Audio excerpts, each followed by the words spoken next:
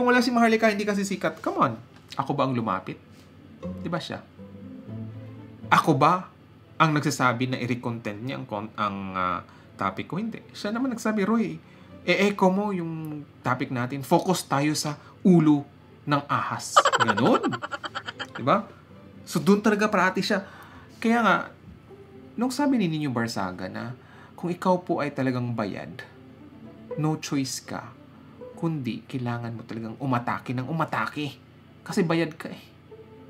Okay? Ng tao na sa likod mo. No choice ka. Kahit Holy Week daw, babanatan nun. Kasi nga, bayad ka eh. Eh di ba nakafocus siya dun kay Lisa? Si Lisa nila. O, i-challenge natin. O, one month na walang Lisa. Kaya niya. Di ba, challenge ko na yung mga Maharlokans na kung talagang may pulboronic video at nakita talaga daw niya. Di ba? Challenge natin na kung hindi mailabas yung pulboronic video before the end of June this year, burahin na niya yung channel niya. Kasi nabubudol na siya eh. Di ba? Tapos sabihin pa niya na, pinanood ko lang pero hindi ko na screenshot. Come on! Aantayin niya pa yung yung hindi na talaga makabangon ang kanyang mga kinampihan or antayin pa niya, nahahantingin siya ng mga kapwa niya, anti-BBM, dahil nga doon sa video, mapahamak pa siya. Diba? Sa mga sinasabi niya.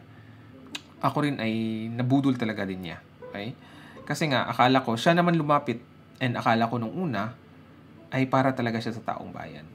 Pero ang nangyayari kasi mga kaloys, nung nakipagdebate na ako dun sa pork barrel nga, di ba? Unang-una yung sigalot namin, yung sa pulboronic video, nung nagsabi si Duterte na wala namang video eh, kasi kung matagal ng may video, ay lalabas na yan. Noon pa. Eh bakit wala? So doon nagsimula ng sabi ko, wala naman palang video. Sabi, hindi, lang yan, diskarte lang ni Duterte. Di ba? Eh sinabi mo yun dati. Di ba? So, ngayon naman, di ba, nakita ko na yung pulboronic. Diba? Na daw talaga, 'di ba? Si Bongbong Marcos daw. Ang tanong diyan is, latest ba 'yan? Nung kabataan ba niya 'yan? Or ba? AI ba 'yan? 'Di ba? So, yun na nga ang mga kalays, yung katanungan ng marami.